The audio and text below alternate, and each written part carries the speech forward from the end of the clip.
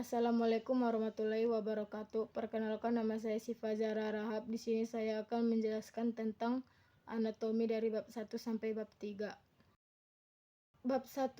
Struktur akar dan fungsinya. Tanaman muda yang baru tumbuh dan keping biji memiliki akar primer atau akar pertama.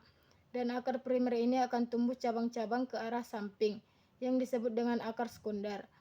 Pada tumbuhan kita mengenal dua macam sistem perakaran, yaitu akar serabut dan akar tunggang. Akar tumbuhan selain berfungsi untuk menyerap air dan mineral dari dalam tanah, juga berfungsi agar tumbuhan dapat tertancap pada tempat tumbuhnya. Secara umum, penampang akar terdiri dari beberapa lapisan. Yang pertama yaitu epidermis, lapisan terluar tempat munculnya rambut akar di belakang tak tumbuh akar. Yang kedua, korteks, area yang cukup di bawah epidermis yang terdiri atas jaringan parenkim dan luar antar sel. Yang ketiga, endodermis, tebalnya hanya satu lapisan sel dan memiliki pita yang kedap air yang disebut dengan pita Rospin yang mengelilingi sisi dinding sel. B. Struktur batang dan fungsinya. Batang tumbuhan memiliki berbagai fungsi. Batang yang berwarna hijau karena mengandung klorofil berfungsi untuk melakukan proses fotosintesis, seperti yang dilakukan daun, misalnya pada kaktus. Susunan jaringan batang dikotil berbeda dengan susunan akar dikotil muda, terutama di bagian stel pada dua aspek. C. Struktur daun dan fungsinya. Daun merupakan organ tumbuhan yang terutama berperan penting dalam proses fotosintesis. Bentuk daun sangat beragam. Pada daun, tanaman dikotil umumnya terdiri atas tangkai daun dan lembaran daun. Ada pula daun lengkap, yaitu daun yang memiliki tangkai daun dan hiasan tambahan yang disebut stipula. Adapun daun yang tidak lengkap karena tak memiliki tangkai daun dan hiasan tambahan. D. Struktur bunga dan fungsinya. Tumbuhan berbiji umumnya memiliki organ perkembangbiakan yang cukup rumit yang dikenal dengan bunga.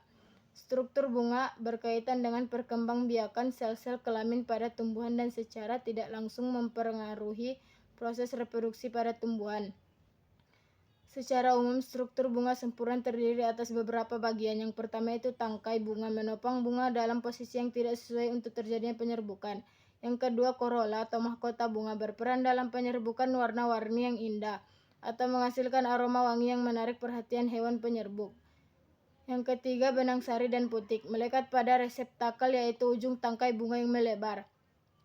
Yang kelima, struktur buah dan biji fungsinya. Penyerbukan merupakan proses menempelnya serbuk sari di kepala putik, kemudian peristiwa ini merangsang pertumbuhan jaringan bakal buah.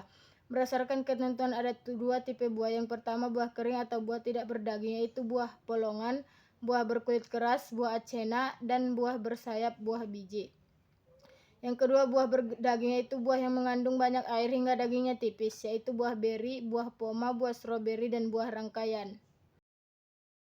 Bab 2. Jaringan meristem adalah jaringan kumpulan dari sel yang tetap dalam fase pembelahan. Jaringan meristem ini dapat melakukan pembelahan diri secara mitosis, secara terus-menerus yang berakibat pada bertambahnya sel-sel baru. Ciri-ciri jaringan meristem: yang pertama, terdiri atas sel-sel muda yang aktif membelah dan berukuran kecil. Yang kedua, susunan selnya sangat rapi sehingga tidak memiliki ruang antar sel. Yang ketiga, bentuk selnya bulat, lonjong, poligonal, kuboid, atau prismatik dengan dinding sel yang tipis. 4. Selnya memiliki banyak protoplasma yang memenuhi isi sel. 5. Vakuola selnya sangat kecil atau tidak ada sama sekali. Jenis jaringan meristem. Yang pertama, jenis jaringan meristem menurut posisi pada tumbuhan. Meristem apikal terletak di antara ujung batang utama, ujung lateral, dan ujung akar. Yang kedua, meristem interkalar terletak di antara jaringan dewasa atau jaringan yang sudah terindentifikasi. Ketiga, meristem lateral terletak sejajar dengan permukaan batang dan akar.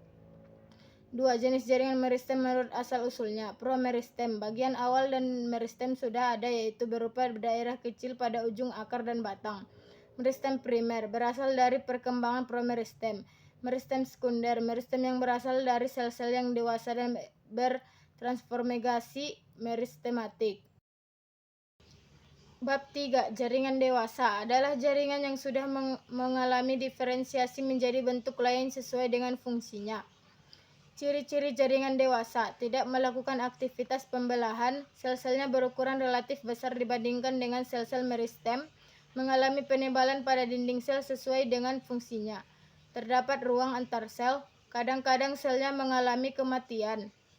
1. Jaringan sederhana, jaringan homogen yang hanya terdiri atas satu tipe sel. Contohnya jaringan parenkim, skolenkim, dan sklerenkim. 2. Jaringan kompleks, jaringan heterogen yang terdiri atas 2 atau lebih tipe sel. Contohnya epidermis, xilem, dan floem. A. Jaringan pelindung atau epidermis, jaringan yang tersusun dari lapisan sel-sel yang menutupi permukaan organ tumbuhan seperti daun, batang, dan akar. Jaringan epidermis memiliki ciri-ciri yaitu tersusun atas lapisan sel, sel-selnya tersusun rapat satu sama lain, tidak terdapat ruang antar sel, dinding selnya memiliki ketebalan yang berbeda-beda, bentuk selnya bervariasi, misalnya bentuk heksagonal pada daun aloe vera. B. Parenkim dasar, jaringan yang terbentuk dari sel-sel hidup dengan struktur morfologi dan sosiologi yang bervariasi. Ciri-ciri jaringan dasar atau parenkim tersusun dari sel-sel yang hidup berukuran besar, bentuk selnya polihedron dengan dinding sel primer, memiliki inti sel berukuran besar dengan banyak vakuola, letak selnya tidak terlalu rapat sehingga terdapat ruang antar sel, dapat bersifat meristematik. Parenkim terbagi menjadi 6. Parenkim asimilasi, parenkim yang dapat melakukan fotosintesis karena klorofil. Parenkim udara, parenkim yang mampu menyimpan udara karena memiliki ruang antar sel yang besar. Parenkim penimbun, parenkim yang berfungsi sebagai tempat penyimpanan cadangan makanan karena memiliki vakuola yang besar. Parenkim penutup mata, parenkim yang bersifat sistematik karena melakukan pembelahan diri untuk regenerasi parenkim baru.